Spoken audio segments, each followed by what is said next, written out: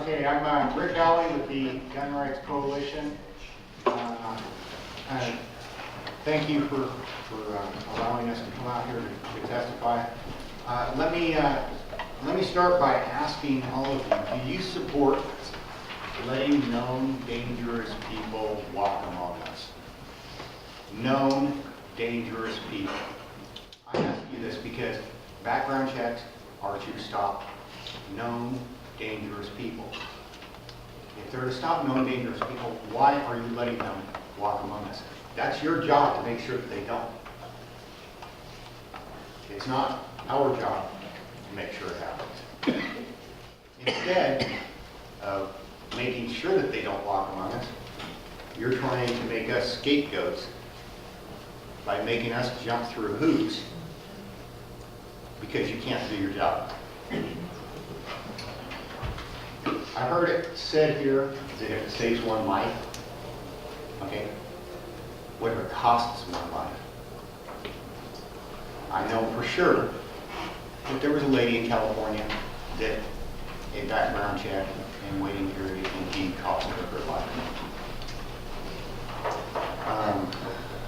Now, let's look at, I heard the statistics and they keep talking about these universal background checks, how they lower the crime rates so much in these states, and yet the states that have these universal background checks, they are well above the national crime rate average, whereas Oregon is well below it.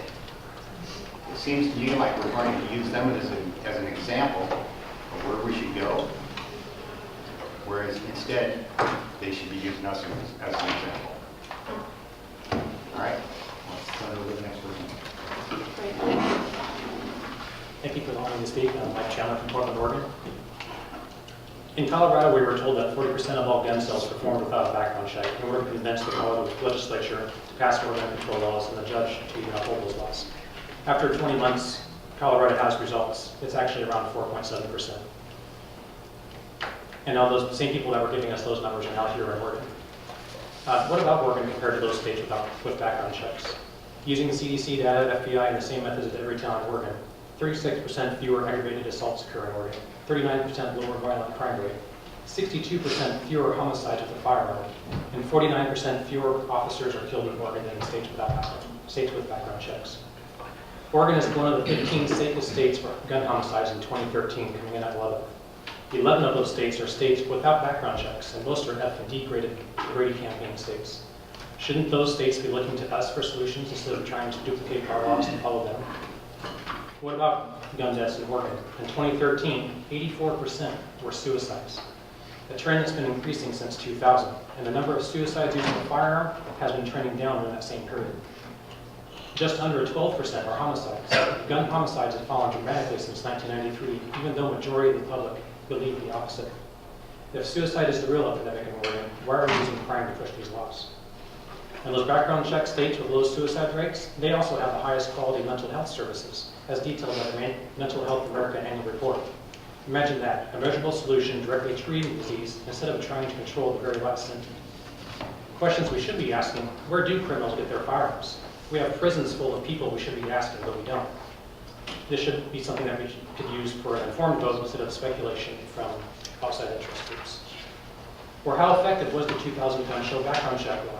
In Portland, 4 years after the law was passed, homicides increased 27%. Was it causation, or did the law decide really have no effect on crime?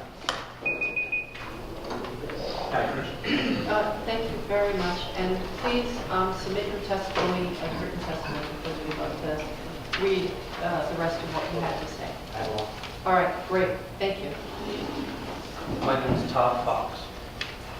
The United States federal anti-discrimination law, a protected class is a characteristic of a person which cannot be targeted for discrimination.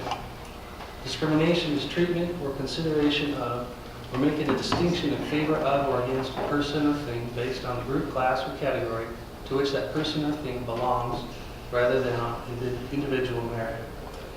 This political body seeks to target a class of people, legal citizen gun owners, dare I say, discriminate.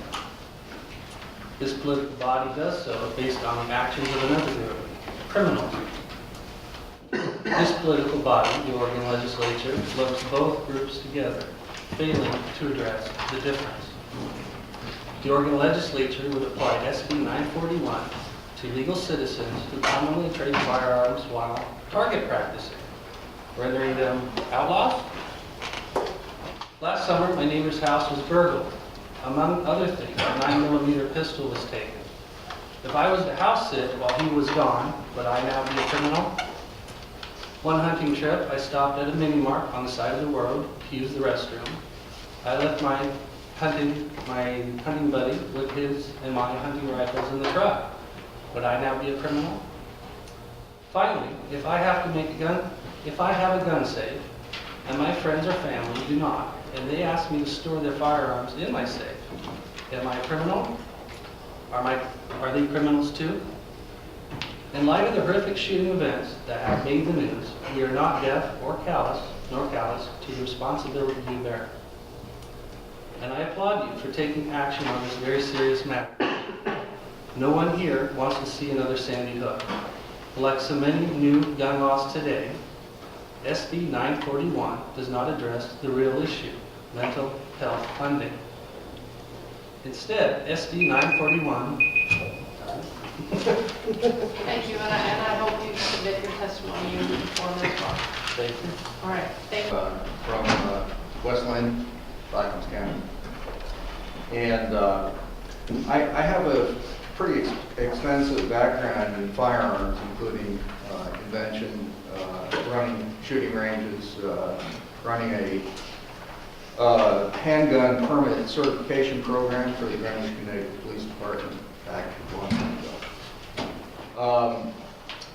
The introduction of testimony by distraught relatives of shooting victims is an example, as far as I'm concerned, of a cynical promotion of one more law that would not have stopped any of those incidents. Most of the other pro-bill testimony has been simply anti-firearm rhetoric. Statistics on deaths related to firearms owned by legitimate citizens are vastly inflated by creative advocates for micromanaging citizens' lives. Just two examples. Firearms-related death statistics commonly include deaths of those killed by law enforcement officers. Suicides comprise half of all firearms deaths, so anti-gun politicians commonly cite reducing suicides as a reason for harassing firearms ownership. While it's virtually impossible for a citizen in Japan to acquire a firearm, the Japanese suicide rate is double that in the United States. They simply use an alternative method of doing away with themselves. If we eliminate those two statistical components, motor vehicles are involved more than twice as many deaths than our firearms. There are no background checks required to transfer motor vehicles. Since motor vehicles, and I see I'm out of time already. Thank you for being here. All right, thank you. And please feel